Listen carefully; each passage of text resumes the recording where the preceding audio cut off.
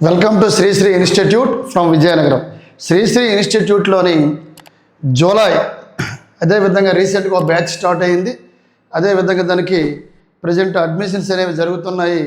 మళ్ళీ కొత్త బ్యాచ్ అనేది 1వ తారీఖు 7వ నెల 2026 అంటే జూలై 1న అనగా రేపు కొత్త బ్యాచ్ అనేది ప్రారంభం కానున్నది.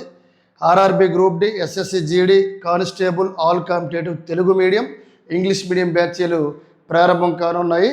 అడ్మిషన్స్ అనేవి ప్రజెంట్ జరుగుతున్నాయి. రేపు డెమో క్లాసెస్ నిర్వహించడం జరుగుతుంది. ఒక 3 రోజులు ఉదయం 8 గంటల నుంచి 1 గంట వరకు డెమో క్లాసెస్ అనేవి నిర్వహించడం జరుగుతుంది మా శ్రీశ్రీ ఇన్స్టిట్యూట్ విజయనగరంలో. ప్రధానంగా టుడే కరెంట్ అఫైర్స్లో మనం మాట్లాడుకుంటే రాష్ట్రీయ అంశాలు, జాతీయ అంశాలు, అంతర్జాతీయ అంశాలు, క్రీడా విశేషాలు, సైన్స్ అండ్ టెక్నాలజీపై ఈరోజు జరిగే వర్తమాన అంశాలపై మనం ఒకసారి చర్చిద్దాం. ప్రధానంగా మనకి ఫెస్టివల్స్ గురించి మనం మాట్లాడుతున్నాం. ఏడ్సార్ ఫెస్టివల్ ఇదే మంత్లోని 2026 జూన్ మంత్లో 2 రకాల ఫెస్టివల్ మనం చెప్పడం జరిగింది గత వీడియోలోని. ఒకటోది ఒడిశా రాష్ట్రంలోని రాజిపర్బా ఫెస్టివల్ అనేది రీసెంట్గా ఒడిశా రాష్ట్రంలో జరిగింది. మనం డీటెయిల్గా చర్చించాం. ప్రీవియస్ వీడియో వాచ్ చేస్తే మీకు ఆ రాజిపర్బా ఫెస్టివల్స్ అనేది ఎన్ని రోజులు జరుపుకుంటారు, ఆ ఫెస్టివల్ యొక్క ప్రధాన విధి విధానాలు ఏంటి, ఆ ఫెస్టివల్స్లో ఎవరెవరు పార్టిసిపేట్ చేస్తారు, మరి ఒడిశా ప్రభుత్వం ఎందుకు ఘనంగా నిర్వహిస్తుందని మనం రీసెంట్గా డీటెయిల్గా చెప్పడం జరిగింది ఇదే జూన్ నెలలోని. మరి అదేవిధంగా అస్సాం రాష్ట్రంలోని గౌహతిలోని కామాఖ్యమ్మ టెంపుల్ ఉంది. అక్కడ కూడా అంబు బాచి మేళా ఫెస్టివల్ అనేది ఇదే జూన్లోని నిర్వహించారు. అది కూడా అద్భుతంగా మనం ఆ ఫెస్టివల్ ఎన్ని రోజులు జరుపుకుంటారు, మరి ఫెస్టివల్స్ యొక్క విధి విధానాలు, మరి ఫెస్టివల్స్ మొదటి 3 రోజులు గుడి అనేది ఎందుకు మూసివేస్తారు, మరి ఎవరైతే కామాఖ్యమ్మ తల్లి ఉందో మరి ఋతుస్రావం అనేది జరుగుతున్న సందర్భంగా 3 రోజులు ఎందుకు మూసివేశారు, మరి అస్సాం రాష్ట్రంలో ఉన్న ప్రజలు ఎటువంటి ఆ 3 రోజులు దినచర్య పాటించారనేది డీటెయిల్గా మాట్లాడడం. ఖచ్చితంగా గుర్తుపెట్టుకో, ఖచ్చితంగా ప్రీవియస్ వీడియో వాచ్ చేయి. మరి అదేవిధంగా తీసుకుంటే ప్రజెంట్ ఆంధ్రప్రదేశ్ రాష్ట్రంలోని రొట్టెల పండుగ అనేది జరుగుతుంది. మరి రొట్టెల పండుగ గురించి కూడా అదే ఫెస్టివల్స్ ఇదే నెలలోనే రొట్టెల పండుగ స్టార్ట్ అయింది. మన మొహరం స్టార్ట్ అయింది కాబట్టి ఆ మొహరం సందర్భంగా రొట్టెల పండుగ కూడా మనం డీటెయిల్గా చెప్పడం జరిగింది. ఎన్ని రోజులు జరుపుకుంటారు, మరి అదేవిధంగా రొట్టెల పండుగ అనేది ఏ జిల్లాలో జరుపుకుంటారు, అక్కడ ఏ చెరువులో కండక్ట్ చేస్తారు, మరి అదేవిధంగా తీసుకుంటే మన కోరికలు నెరవేరాలంటే ప్రతి ఒక్కరు కూడా రొట్టెలు విడిచిపెడతారు. ప్రతి రొట్టెకి ఒక పేరు అనేది ఉంటుంది. అక్కడ 12 మంది అమరుల యొక్క సమాధులు ఉంటాయి, ఏ విధంగా దర్శించుకుంటారు, ఇవన్నీ కూడా డీటెయిల్గా మాట్లాడాము. ఇప్పుడు మనకి ఒక ఫెస్టివల్ అనేది మళ్ళీ కొత్తగా మనకు వార్తల్లోకి వచ్చింది టుడే కరెంట్ అఫైర్స్లో భాగంగా. మరి ఆ ఫెస్టివల్ ఏంటి సార్ అంటే పూరి జగన్నాథ్ రథయాత్ర ఫెస్టివల్. ఒడిశా రాష్ట్రంలో ప్రధానంగా అద్భుతంగా జరుపుకుంటారు. జూలై 16 నుంచి చాలా అద్భుతంగా జరుపుకున్న ఫెస్టివల్, కొన్ని లక్షల మంది హాజరవుతారు. అది సార్ పూరి జగన్నాథ్ రథయాత్ర ఫెస్టివల్. దానికి ముందుగా జూలై 16 స్టార్ట్ అవుతుంది కాబట్టి ఈ పూరి జగన్నాథ్ రథయాత్ర ఫెస్టివల్ చూస్తే మనకి ఇదేంటి సార్, పూరి జగన్నాథ్ రథయాత్ర ఇది ప్రధానంగా కమనీయం జగన్నాథుని స్నానయాత్రని ఈరోజు మనకి టుడే కరెంట్ అఫైర్స్లో భాగంగా రావడం జరిగింది. అయితే ఇక్కడ ఈ కమనీయం జగన్నాథుని స్నానయాత్ర అంటే ఏంటి సార్ అనేది ఒకసారి పరిశీలిస్తే ఇది జ్యేష్టం అండి. ఈ జ్యేష్టం ఎప్పుడైతే ఈ పౌర్ణమి పర్వదినం పురస్కరించుకొని ఈ పూరి జగన్నాథుని పక్కన చిన్న చిన్న ఒక ఆరాధ విగ్రహాలు ఉంటాయి. అది ఒకటోది ఏంటంటే బలభద్ర, గుర్తుపెట్టుకో, బలభద్ర కావచ్చు, సుభద్ర, రెండోది సుభద్ర, మూడోది సుదర్శనల స్నానయాత్ర అనేది వైభవంగా ఒడిశా రాష్ట్రంలో పూరిలో నిర్వహించారు. మరి ఈ కార్యక్రమానికి ప్రధానంగా ఒడిశా ముఖ్యమంత్రి హాజరవ్వడం జరిగింది. ఒడిశాలో ప్రజెంట్ బీజేపీ పార్టీ లీడింగ్లో ఉంది, మన అందరికీ తెలిసిందే. పాత ముఖ్యమంత్రి నవీన్ పట్నాయక్ గారు ఓడిపోవడం జరిగింది. ఒడిశా ముఖ్యమంత్రి రావాలంటే మోహన్ చరణ్, గుర్తుపెట్టుకోవాలి, మోహన్ చరణ్ ఏ రాష్ట్రానికి ముఖ్యమంత్రి అంటే ఒడిశా రాష్ట్రానికి ముఖ్యమంత్రి మోహన్ చరణ్. అయితే ఇక్కడ మోహన్ చరణ్ బదులు మోహన్ యాదవ్, ఈ మోహన్ యాదవ్ అని నువ్వు రాస్తే ఈ మోహన్ యాదవ్ ఏ రాష్ట్రానికి ముఖ్యమంత్రి అంటే మధ్యప్రదేశ్ ముఖ్యమంత్రి. Chief minister of Madhya Pradesh Mohan Yadav, chief minister of Odisha Mohan Charan. మరి గవర్నర్ ఆఫ్ ఒడిశా గవర్నర్ ఎవరంటే కంభంపాటి హరిబాబు, గుర్తుపెట్టుకో, కంభంపాటి. మరి కంభంపాటి హరిబాబు ఎక్కడ సార్ అంటే గవర్నర్, ఒడిశా రాష్ట్రానికి గవర్నర్గా ఉన్నారు కంభంపాటి హరిబాబుని మనం గుర్తుపెట్టుకోవాలి. అద్భుతమైన ఫెస్టివల్, లక్షల్లో పార్టిసిపేట్ చేస్తారు. ప్రధానంగా ఏదైతే పూరి జగన్నాథుడు ఆ యొక్క స్వరూపం ఉంటుందో ఆ బలభద్ర కావచ్చు, ఆ సుభద్ర కావచ్చు, లేకపోతే సుదర్శనల ఈ స్నానయాత్ర అనేది వైభవంగా జరుగుతుంది. ఇదిగోండి సరే విజువల్స్ మనం పరిశీలించితే కమనీయం జగన్నాథుని స్నానయాత్రని మనకు రావడం జరిగింది. ఇక్కడ వెరీ వెరీ ఇంపార్టెంట్. ఒడిస్సా ముఖ్యమంత్రి ఇదండి సార్ మోహన్ చరణ్. అదేవిధంగా ఈ నిన్నన ఎవరెవరు హాజరయ్యారంటే కేంద్ర విద్యాశాఖ మంత్రి, ఈ మనకి విజువల్స్లో కనిపిస్తున్న వ్యక్తే ఎడ్యుకేషనల్ మినిస్టర్ ఎవరంటే కేంద్ర విద్యాశాఖ మంత్రి ధర్మేంద్ర ప్రధాన్. గుర్తుపెట్టుకో ఎవరు సార్ అంటే కేంద్ర విద్యాశాఖ మంత్రి ధర్మేంద్ర. ఇదండి సార్ ఇతనే మనకు కనిపిస్తున్న వ్యక్తే ధర్మేంద్ర ప్రధాన్. సెంట్రల్ మినిస్టర్ కూడా మనకు రావడం జరిగింది. ఒడిస్సా ముఖ్యమంత్రి ఎవరు చెప్పా Mohan Charan. Very very important. మరి కేంద్ర విద్యాశాఖ మంత్రి ఎవరంటే ధర్మేంద్ర ప్రధాన్ మనకి విజువల్స్లో కనిపిస్తున్నారు. చాలా చాలా చాలా ఇంపార్టెంట్. ఏదైతే ఇదండి సార్ జ్యేష్ఠ పౌర్ణమి పర్వదినం పురస్కరించుకొని ఈ జగన్నాథ అంటే ఇక్కడ విగ్రహాలు కనిపిస్తున్నాయి. ఇదిగోండి సార్ ఇది జగన్నాథ. అదే విధంగా తీసుకుంటే సుభద్ర, అదే విధంగా తీసుకుంటే Subhadra and Jagannatha and Balabhadra and సుదర్శనల ఈ చతుర్థమూర్తులు స్నానయాత్ర వైభవంగా ప్రారంభించారు. మరి ఇటువంటి ఈ పూరి జగన్నాథ్ రథయాత్ర అనేది నెక్స్ట్ మంత్ జూలై కాబట్టి ఈ జూలైలోనే అద్భుతంగా నిర్వహిస్తారు. ఒకసారి మనం విజువల్గా పరిశీలిస్తే ఇదిగోండి సార్ జూలై 16 ఇప్పుడే మనం మాట్లాడాం. 2026 జూలై 16న భారతదేశంలో ఒక అద్భుతమైన యాత్ర పూరి జగన్నాథ్ రథయాత్ర ప్రారంభం కానున్నది. ఆ రోజు గురువారం ప్రారంభిస్తారు. ఒడిశా ముఖ్యమంత్రి మోహన్ చరణ్, ప్రధానమంత్రి నరేంద్ర మోడీ గారు, హోంమంత్రి అమిత్ షా గారు, డిఫెన్స్ మినిస్టర్ రాజ్నాథ్ సింగ్ గారు, అదేవిధంగా తీసుకుంటే ప్రధానంగా బీజేపీ అగ్రనేతలందరూ కూడా ఆ రోజు పార్టిసిపేట్ చేస్తారని మనం గమనించాలి. అదేవిధంగా తీసుకుంటే ఈ రథయాత్ర అనేది ప్రధానంగా గురువారం అనేది స్టార్ట్ అవుతుంది. లక్షల మంది పార్టిసిపేట్ చేస్తారు. ఇప్పుడేం మాట్లాడడం బలభద్ర, సుభద్ర అండ్ జగన్నాథులు దర్శించుకోవడం కోసం. అదేవిధంగా బహుళ యాత్ర అంటే తిరుగు ప్రయాణము జూలై 24 సార్. జూలై నెల 24 అంటే 2026 జూలై 24న ఈ దేవతమూర్తుల ప్రధాన జగన్నాథ ఆలయానికి తమ తిరుగు ప్రయాణాన్ని ప్రారంభిస్తారు. లాస్ట్ రోజు బంగార వస్త్రాధారణ, చివరి రోజు అంటే 2026 జూలై 25వ తారీఖున 2026 జూలై 25వ తారీఖున ఎవరైతే ఉన్నారో ఈ సుభద్ర అన్నాము, అదేవిధంగా జగన్నాథ, అదేవిధంగా బలభద్ర, అటువంటిది వీరి యొక్క దేవతలకు ప్రధానంగా బంగార వస్త్రాలతోటి సునభేస అనే పేరుతో పిలుస్తారు.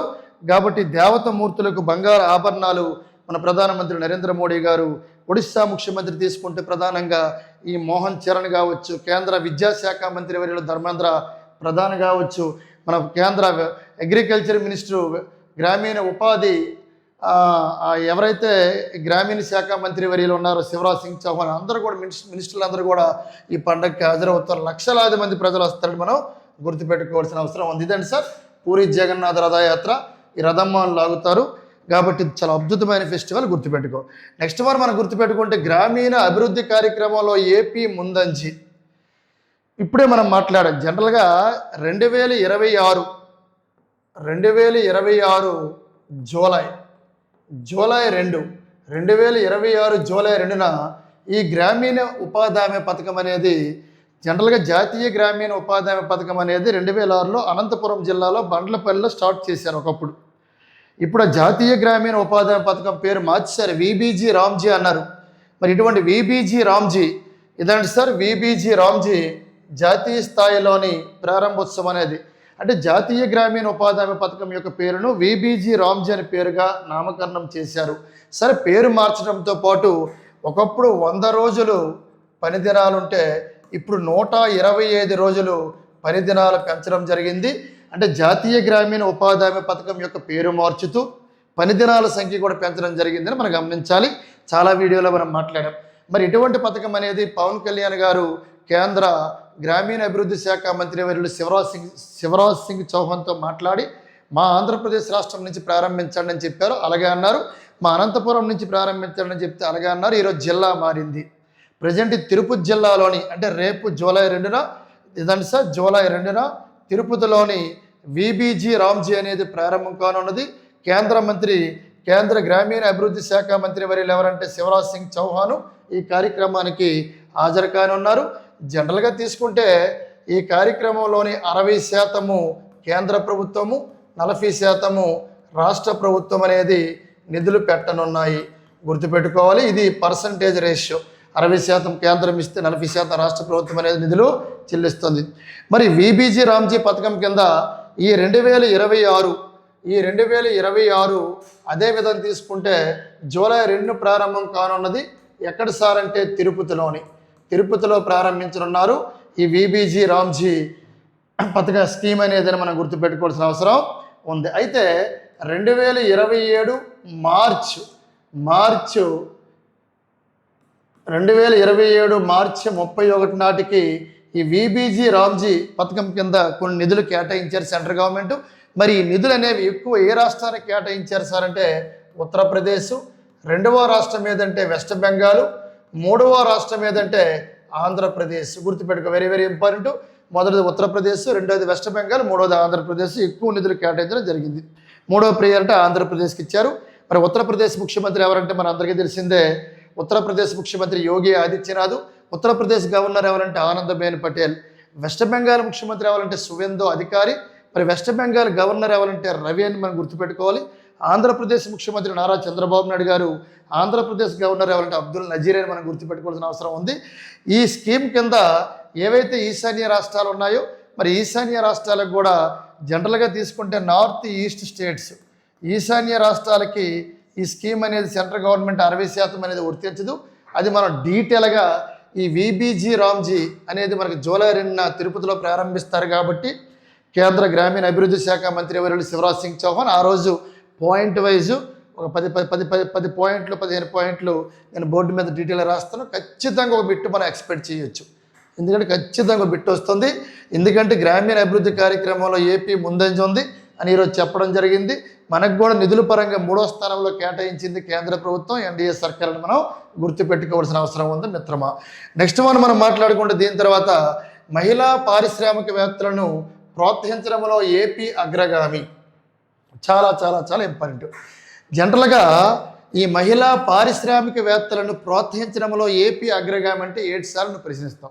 ఆంధ్రప్రదేశ్ రాష్ట్రంలో డోక్రా పరంగా మాట్లాడుకుంటే డోక్రా స్కీమ్ పరంగా ఎక్కువ మంది మహిళలకు ఆంధ్రప్రదేశ్ రాష్ట్రంలో డోక్రాలో ఎక్కువ మంది మహిళలు చేరారు. జనరల్ తీసుకుంటే first place Andhra Pradesh first place, తర్వాత తీసుకుంటే తెలంగాణ, తర్వాత తీసుకుంటే ఉత్తరప్రదేశ్, తర్వాత తీసుకుంటే ఒడిశా. అదే ఇక్కడ ఇచ్చాడు. ఈరోజు పేపర్లో వచ్చిన ప్రధాన అంశం ఇదంతా టుడే కరెంట్ అఫైర్స్లో ప్రధాన అంశాలు. కాబట్టి మహిళా పారిశ్రామికవేత్తలను ప్రోత్సహించడంలో ఏపీ అగ్రగామి. అంటే 2025-26కు 1.47 లక్షల మంది డోక్రా మహిళలకు చేయూత అందించే దేశంలో తొలి స్థానంలోని ఆంధ్రప్రదేశే ఉంది. ఎవరైతే డోక్రా గ్రూప్ ప్రతి గ్రామీణ ప్రాంతంలో, ప్రతి పట్టణ ప్రాంతంలో డోక్రా మహిళలు ఉంటారో అటువంటి డోక్రా మహిళలకు 1.47 లక్షల మంది డోక్రా మహిళలకు చేయూత అందించి దేశంలో తొలి స్థానంలో ఉంది ఏదంటే ఆంధ్రప్రదేశ్ అని గమనించాలి. ఫస్ట్ ప్లేస్ ఆంధ్రప్రదేశ్, రెండో ప్లేస్ తెలంగాణ, మూడో ప్లేస్ ఉత్తరప్రదేశ్, నాలుగో ప్లేస్ ఇప్పుడే మాట్లాడాము ఒడిస్సా అని మనం గమనించాలి. ఇదే సార్ ఇచ్చాడు. 2025-26లోనే 1.47 లక్షల మంది డోక్రా మహిళలకు చేయూత అందించే దేశంలో తొలి స్థానంలో ఆంధ్రప్రదేశ్ ఉంది. తెలంగాణ 2వ స్థానంలో ఉంది. ఇదిగోండి సార్, తెలంగాణ 2వ స్థానంలో ఉంది. అదేవిధంగా తీసుకుంటే 3వ స్థానంలోని ఉత్తరప్రదేశ్ ఉంది. 4వ స్థానంలో ఒడిశా ఉందని గమనించాలి. మహిళా పారిశ్రామికవేత్తలు ప్రోత్సహించడంలో ఏపీ అగ్రగామి. అది కూడా వెరీ వెరీ ఇంపార్టెంట్. ఇది కూడా వెరీ వెరీ ఇంపార్టెంట్. కేంద్ర గ్రామీణ అభివృద్ధి శాఖ నివేదిక వెల్లడించింది. ప్రజెంట్ కేంద్ర గ్రామీణ అభివృద్ధి శాఖ మంత్రి వర్యులు శివరాజ్ సింగ్ చౌహాన్ అని మనం గుర్తుపెట్టుకోవాల్సిన అవసరం ఉంది. నెక్స్ట్ మనం గమనిస్తే ఇదండి సార్, మహిళా పారిశ్రామికవేత్తలను ప్రోత్సహించడంలోని ఏపీ అగ్రగామి. మహిళా పారిశ్రామికవేత్తలు ప్రోత్సహించడంలో ఏపీ అగ్రగామి. దానితో పాటు మరొక అంశాన్ని కూడా ప్రస్తావించారు టుడే కరెంట్ అఫైర్స్లో భాగంగా. ఏంటి సార్ అంటే ఇక్కడ ఒకసారి గమనించాలి. ప్రధానమంత్రి సూక్ష్మ ఆహార శుద్ధి పరిశ్రమ క్రమబద్ధీకరణ. ఈ పాయింట్ ఇంపార్టెంట్. ప్రధానమంత్రి సూక్ష్మ ఆహార శుద్ధి పరిశ్రమల క్రమబద్ధీకరణ పథకాన్ని వినియోగించడంలో ఫస్ట్ ప్లేస్ ఏదంటే ఏపీ. ఆంధ్రప్రదేశ్ తొలి స్థానంలో ఉంది. ఆ రాష్ట్రంలో 35,934 మందికి ఈ పథకాన్ని దరిచేర్చారు. తర్వాత స్థానంలో రెండవ స్థానం ఏదంటే మహారాష్ట్ర, మూడవ స్థానం ఏదంటే ఒడిస్సా అని మనం గుర్తుపెట్టుకోవాల్సిన అవసరం ఉంది. ఏది సార్? ప్రధానమంత్రి సూక్ష్మ ఆహార శుద్ధి పరిశ్రమల క్రమబద్ధీకరణ పథకంలో ఆంధ్రప్రదేశ్ ఫస్ట్, రెండవ ప్లేస్ మహారాష్ట్ర, మూడవది ఒడిస్సా. ఇదంటే సార్ ఆంధ్ర ఫస్ట్, తర్వాత రెండవ ప్లేస్ ఏంటి సార్ అంటే ఇక్కడ తర్వాత స్థానంలో మహారాష్ట్ర, తర్వాత స్థానంలో ఒడిస్సా కలవని మనకి ఈరోజు టుడే వార్తల్లో రావడం జరిగిందని మనం గుర్తుపెట్టుకోవాల్సిన అవసరం ఉంది. నెక్స్ట్ మనకి ఒలింపిక్స్లో భారత మహిళా క్రికెట్ జట్టు అర్హత. నెక్స్ట్ ఒలింపిక్స్ అనేవి యాక్చువల్గా మొన్న 2024లో ఒలింపిక్స్ అనేవి జరిగాయి. తర్వాత ఒలింపిక్స్ అనేవి 2028లో జరగబోతున్నాయి. తర్వాత ఒలింపిక్స్ అనేవి 2032లో జరగబోతున్నాయి. తర్వాత ఒలింపిక్స్ అనేది 2036లో జరగబోతున్నాయి. అంటే ఒలింపిక్స్ అనేవి ప్రతి 4 ఏళ్ళకు ఒకసారి జరుగుతాయి అని మనం గుర్తుపెట్టుకోవాలి. ప్రతి 4 ఏళ్ళకు ఒకసారి ఈ ఒలింపిక్స్ అనేవి జరుగుతాయి. ఎవ్రీ 4 ఇయర్స్కి ఒకసారి నిర్వహించే సంస్థ ఏదంటే IOC, international Olympic committee. Present IOC అధ్యక్షుడు ఎవరంటే క్రిస్టీ కోవెంట్రీ. అయితే 2024లోని ఎక్కడ జరిగాయి సార్ అంటే ఫ్రాన్స్ రాజధాని పారిస్, ఇక్కడ ఒలింపిక్స్ అనేవి జరిగాయి. 2028లోని లాస్ ఏంజల్స్లో జరగబోతున్నాయి. ఎక్కడ సార్ అంటే 2024లో పారిస్లో జరిగాయి. అదేవిధంగా లాస్ ఏంజల్స్ నగరంలో జరగనున్నాయి. నెక్స్ట్ 2032లో ఒలింపిక్స్ ఎక్కడ జరుగుతాయంటే ఆస్ట్రేలియాలోని బ్రిస్బెన్. గుర్తుపెట్టుకో, బ్రిస్బెన్ ఏర్ ఎక్కడ ఉందంటే ఆస్ట్రేలియా. తర్వాత 2036లో ఎక్కడనేది క్వశ్చన్ మార్క్. జర్మనీ, ఖతరు, ఇండియా, రకరకాల దేశాలు ప్రయత్నిస్తానని గుర్తుపెట్టుకోవాలి. అయితే భారత మహిళా క్రికెట్ జట్టు 2028 లాస్ ఏంజల్స్లో జరిగిన ఒలింపిక్స్కి అర్హత సాధించింది. గుర్తుపెట్టుకోవాలి. ప్రపంచంలో అత్యుత్తమ స్థానంలో నిలిచిన ఆసియా జట్టుగా భారత విశ్వ క్రీడలకు క్వాలిఫై అయ్యిందని ఈరోజు పేపర్లో రావడం జరిగింది. నెక్స్ట్ ఒలింపిక్స్లోని క్రికెట్ అనేది చేర్చారు కాబట్టి ఆల్రెడీ అర్హత ఆస్ట్రేలియా సాధించింది, తర్వాత ఇంగ్లాండ్ సాధించింది, తర్వాత భారత్ సాధించింది, తర్వాత దక్షిణాఫ్రికా సాధించింది. అలాగే మిగతా దేశాలు కూడా త్వరలో చేరబోతున్నాయి. ఎందుకంటే T20 ఫార్మేట్లో నెక్స్ట్ ఒలింపిక్స్లో T20 క్రికెట్ని ఆడించనున్నారు. నెక్స్ట్ ఒలింపిక్స్ ఎక్కడంటే 2028లోని అమెరికాలోని లాస్ ఏంజల్స్లో జరుగుతున్నాయి కాబట్టి ఇక్కడ క్రికెట్ అనేది ఆడిస్తున్నారు. అంటే 2028లో జరిగే ఒలింపిక్స్లోని నూతనంగా చేరే ఆటలు కూడా తెలుసుకోవాలి. ఒకటి cricket T20 format, men's or women's T20 format క్రికెట్ని ఆడించనున్నారు, ఒకటోది. అదేవిధంగా తీసుకుంటే రెండోది లాక్రస్ అనేది. మూడోది ఏదంటే స్క్వాష్, SQUASH స్క్వాష్. ఇది స్క్వాష్. ఏంటంటే lacrosse cricket, men's or women's, అదేవిధంగా స్క్వాష్, అదేవిధంగా లాక్రస్, అదేవిధంగా ఫ్లాగ్ ఫుట్బాల్, అదేవిధంగా బేస్బాల్, దాన్ని సాఫ్ట్ బాల్ అంటాం. ఇలాగ కొత్తగా 2028లో ఈ క్రికెటే కాదు మిగతా 4 ఆటలు కూడా చేరబోతున్నాయి. అందులోని లాక్రస్ ఒకటి ఉంది, అందులోని స్క్వాష్ ఒకటి ఉంది, అందులోని బేస్బాల్ లేదా సాఫ్ట్ బాల్ అంటాం, అందులోని ఫ్లాగ్ ఫుట్బాల్ ఉంది. ఇవన్నీ తెలుసుకోవాలి. క్రికెట్లో అర్హత సాధించింది నెక్స్ట్ ఒలింపిక్స్ కనుక గమనించాలి. లాస్ ఏంజల్స్లో జరగబోతున్నాయి 2028. నెక్స్ట్ మనం మాట్లాడుకుంటే ఇదేంటి చూడండి సార్, ఇక్కడ కాండియేరుకు స్మృతి మందాన. ఈవిడి క్రికెట్ ప్లేయరు, అద్భుతమైన ఆల్రౌండర్ స్మృతి మందాన. ఏటిసారి కాండేరు కన్నం. మనకి ప్రధానంగా తీసుకుంటే లలిత జ్యువెలర్స్ ఉంది, దానికి బ్రాండ్ అంబాసిడర్గా ఎన్నికయ్యారు స్మృతి మందాన, ఒక ప్రచారకర్తగా ఎన్నికయ్యారు. ఇంతకుముందు మనం తీసుకుంటే ప్రధానంగా కళ్యాణ్ జ్యువెలర్స్ అన్నాం, లలిత కాదు కళ్యాణ్. ఈ కళ్యాణ్ జ్యువెలర్స్కు ప్రధానంగా ప్రజెంట్ ఆల్రెడీ షారుఖ్ ఖాన్ గారు ఉన్నారు. షారుఖ్ ఖాన్తో పాటు క్రికెట్ దిగ్గజమైన మహిళా విభాగంలో అద్భుతంగా ఆడిన బ్యాట్స్మెన్ స్మృతి మందాన కూడా ఎన్నికవడం జరిగిందని గుర్తుపెట్టుకోవాలి. లేదంటే సార్ ప్రచారకర్తగా ఆల్రెడీ ఉన్న వ్యక్తి ఎవరంటే షారుఖ్ ఖాన్తో పాటు ఈమె కూడా జత కట్టారు, అంటే జత చేరుతారు. ఈమె చేరడం జరిగింది. ఆభరణాలు బ్రాండ్ కాండేరు ప్రచారకర్తగా క్రికెటర్ ఇది. ఈ క్రికెటర్ ఎవరంటే స్మృతి మందాన అని మనం గుర్తుపెట్టుకోవాలి. కళ్యాణ్ జ్యువెలర్స్ తెలిపింది, లలిత జ్యువెలర్స్ కాదు కళ్యాణ్. ఈ కళ్యాణ్ జ్యువెలర్స్ తెలపడం జరిగిందని మనం గుర్తుపెట్టుకోవాలి. చాలా చాలా చాలా ఇంపార్టెంట్ చూసుకోండి. ఇది ఈవిడే సార్ క్రికెటరు, ఈవిడే బ్రాండ్ అంబాసిడర్గా ప్రచారకర్తగా ఎన్నిక అవ్వడం జరిగింది. దేనికి అడుగుతాడు? కాండేరు అని కానీ గుర్తుపెట్టుకోవాలి. కళ్యాణ్ జ్యువెలర్స్కి బ్రాండ్ అంబాసిడర్ ఎన్నికారు. ఆల్రెడీ ప్రజెంట్ ఉన్న వ్యక్తి ఎవరంటే మీకు తెలిసింది, ఇప్పుడే మనం మాట్లాడాము. ప్రజెంట్ ఉన్న వ్యక్తి ఎవరంటే షారుఖ్ ఖాన్ ఉన్నారు. షారుఖ్ ఖాన్తో పాటు ఈమె కూడా స్మృతి మందాన్ని చాటింది. అడుగుతారు ఇటీవల కాలంలోని కళ్యాణ్ జ్యువెలర్స్ లేదా ఈ కాండేరు అనే ఆభరణాలకు బ్రాండ్ అంబాసిడర్గా ఎవరు చేరని అడుగుతాడు? స్మృతి మందాన.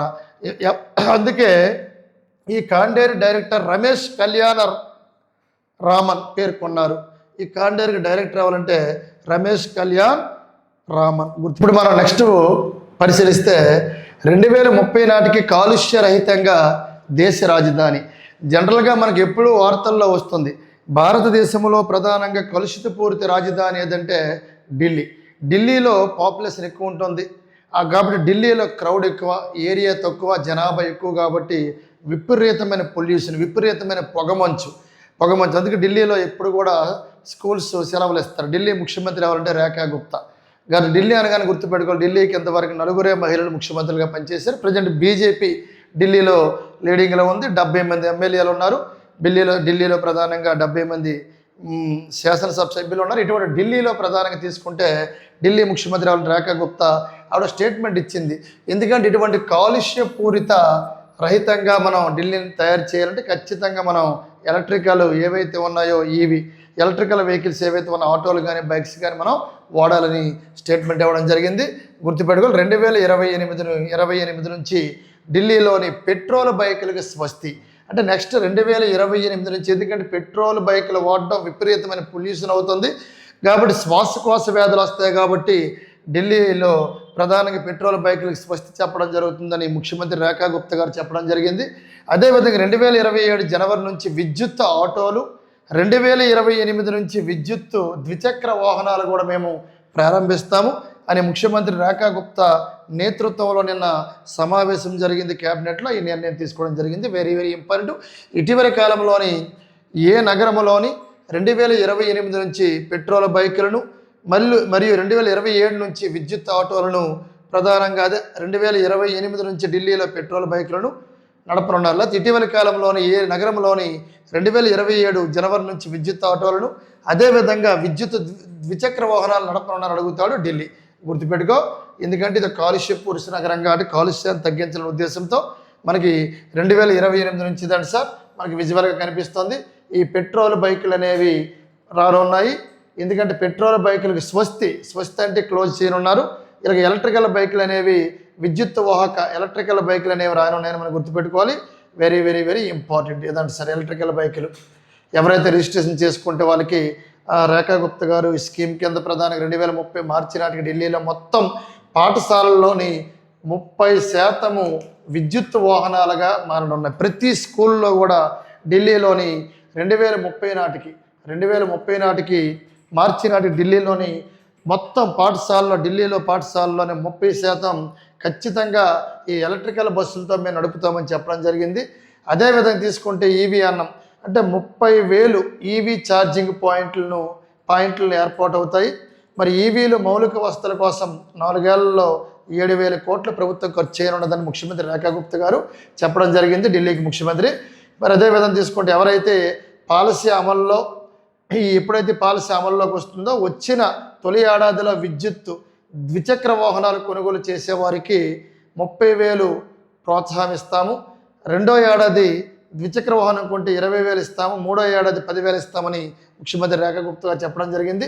మరి విద్యుత్ ఆటోలు ఎవరైతే కొనుగోలు చేస్తే తొలి ఏడాదిలో 50,000, రెండవ ఏడాదిలో 40,000, మూడవ ఏడాదిలో 30,000 ఇస్తామని ముఖ్యమంత్రి రేఖా గుప్తా గారు అనౌన్స్మెంట్ చేయడం జరిగింది. ఎందుకంటే ఈ పెట్రోల్ బైకులకి గుడ్ బై చెప్పేసి ఈ విద్యుత్ వాహనాలకు ఎవరైతే రిజిస్ట్రేషన్ చేసుకుంటారో వాళ్ళకి ప్రధానంగా తీసుకుంటే మేము గవర్నమెంట్ ద్వారా మేము ప్రోత్సాహం అందిస్తామని ఢిల్లీకి ముఖ్యమంత్రి రేఖా గుప్తా గారు నిన్న చెప్పడం జరిగింది. అదే మనం అక్కడ మాట్లాడే క్యాబినెట్లో చర్చించారు నిన్న. నెక్స్ట్ వన్ ఢిల్లీలో ప్రధానంగా ఎమ్మెల్యేలు ఎంతమంది ఉంటారు సార్ అంటే 70 మంది గుర్తుపెట్టుకోవాలి. మెంబర్ ఆఫ్ లెజిస్లేటివ్ అసెంబ్లీ ఎంత 70 మంది ఎమ్మెల్యేలు ఉంటారు, గుర్తుపెట్టుకోండి సార్. నెక్స్ట్ వన్ మనం దీని తర్వాత మాట్లాడవలసింది చూడండి ఇక్కడ స్పెషాలిటీ కెమికల్స్ ప్లాంట్ ఏర్పాటు చాలా ఇబ్బంది. ఇటీవల కాలంలో Google data centre, Reliance data centre చాలా వరకు పెట్టుబడులు ఆంధ్రప్రదేశ్ రాష్ట్రంలో ఎంతోమంది ఎన్నో దేశాల నుంచి పెట్టుబడులు పెట్టడం జరిగింది. అలాగే కాకినాడ సేజ్లో 500 కోట్లతో అత్యాధునిక స్పెషాలిటీ కెమికల్ తయారీ కానున్నది. యాక్చువల్గా కాకినాడ సరౌండ్ ప్రాంతంలో అనకాపల్లి రీజియన్లో ఎక్కువ పెట్టుబడులు, ఎక్కువ ఇన్వెస్ట్మెంట్ పెట్టడానికి ఎక్కువ ఇతర దేశాల నుంచి మొగ్గు చూపిస్తున్నారు. అలాగే కాకినాడ సేజ్లో 500 కోట్లతో అత్యాధునిక ఈ స్పెషాలిటీ కెమికల్ తయారీ కానున్నది. ఇది ఎక్కడ సార్, ఎవరు దీనికి ప్రధానంగా ఇక్కడ ఎవరు ఏర్పాటు చేస్తున్నారంటే గుజరాత్కు చెందిన DACL ఫైన్ కెమ్ అండి. ఇది ఈ ఫైన్ కెమ్ సంస్థ ఈ అత్యాధునిక ఉత్పత్తి కేంద్రాన్ని తొంగండి మండలం, కాకినాడలో తొంగండి మండలం పేరు మల్లాపురం, తొంగండి మండలము మల్లాపురం సమీపంలోని 50 ఎకరాలను ఏర్పాటు చేశారు. దేనికోసం అంటే ఈ స్పెషాలిటీ కెమికల్ ప్లాంట్ ఏర్పాటు చేయడం కోసం. ఇది ప్రధానంగా గుజరాత్కు చెందిన ఒక DACL ఫైన్ కెమ్ అనే సంస్థ అనేది దీని ఉత్పత్తి కేంద్రాన్ని కాకినాడలో ఏర్పాటు చేయనున్నదని మనం గుర్తుపెట్టుకోవాలి. Very important. ఇదండి సార్ మనకి ప్రధానంగా ఈ ఒప్పంద పత్రాలు మార్చుకుంటున్న రామరెడ్డి, ఓజిలి, అమిత్ మెహతాని మనం గుర్తుపెట్టుకోవాలి. కాకినాడ సేజ్కు సరికొత్త కళ కాబట్టి మనం ఇది వెరీ ఇంపార్టెంట్ గుర్తుపెట్టుకోవాల్సిన అవసరం ఉంది. సుదీర్ఘకాలం ప్రత్యేక ఆర్థిక మండలి వైపు చూస్తున్న పారిశ్రామికవేత్తలు ఇప్పటికే 1550 కోట్ల పెట్టుబడులతో ముందుకు వచ్చారు పలు కంపెనీలు. అదేవిధంగా కాకినాడ వద్ద కూడా ఈ స్పెషాలిటీ కెమికల్స్ ప్లాంట్ ఏర్పాటు చేయనున్నారు. గుజరాత్కి చెందిన ఈ DACL ఫైన్ కెమ్ అనే సంస్థను గుర్తుపెట్టుకోవాల్సిన అవసరం ఉంది. నెక్స్ట్ వన్, నల్లమలలో 42 పులులు. టుడే కరెంట్ అఫైర్స్లో భాగంగా మాట్లాడుకుంటే నల్లమలలో 42 పులులు. అసలు ఈ అమరాబాద్ టైగర్ రిజర్వర్ ఎక్కడ ఉంది సార్ అంటాం, తెలంగాణలో ఉంది. ఆంధ్రప్రదేశ్ రాష్ట్రంలో ప్రధానంగా ఉన్న టైగర్ రిజర్వర్ ఒకటే. నాగార్జున సాగర్ శ్రీశైలం టైగర్ రిజర్వర్ ఆంధ్ర తెలంగాణ బోర్డర్లో ఉంది. అంటే ఆంధ్రప్రదేశ్లో ఎక్కువ భాగం ఉంటే తెలంగాణలో కొద్ది భాగం ఉంది. కాబట్టి తెలంగాణలో ప్రధానంగా అమరాబాద్ టైగర్ రిజర్వర్ ఉంది, తెలంగాణలో కవ్వాల్ టైగర్ రిజర్వర్ ఉంది. ఈ అమరాబాద్ టైగర్ రిజర్వర్ నల్లమల అటవీ ప్రాంతంలోని అఖిల భారత పులుల గణన పూర్తయినట్లు అటవీ శాఖ అధికారులు తెలిపారు. అసలు ఈ పులుల గణన అనేది ప్రతి 4 సంవత్సరాలకు ఒకసారి లెక్కిస్తారు. జనరల్గా ఈ పులుల గణన అనేది ఎప్పుడు జరిగింది? 2006లో జరిగింది. పులుల యొక్క జనాభా ఎప్పుడు లెక్క పెట్టారంటే మొదటిసారిగా 2006లో లెక్క పెట్టారు. తర్వాత 4 ఏళ్ల కలిపితే 2010, తర్వాత 2014, తర్వాత మరొక 4 ఏళ్ళు 2018, 2014 తర్వాత 2014, 2010, 2014, 2018, తర్వాత మళ్ళీ 2022, తర్వాత మళ్ళీ 2026. ఈ రిపోర్ట్ అనేది ఇంకా రాలేదు. భారతదేశంలో ఇంతవరకు ఈ పులుల యొక్క జనాభాని ఎన్నిసార్లు లెక్క పెట్టారంటే 1, 2, 3, 4, 5.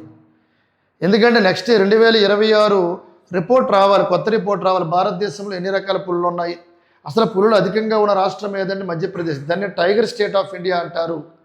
అంతర్జాతీయ పులుల దినోత్సవం ఎప్పుడు జరుపుకోవడం అంటే జూలై 29, గుర్తుపెట్టుకోవాలి. ఇటీవల కాలంలో చీతాలను మధ్యప్రదేశ్ రాష్ట్రంలో కునో నేషనల్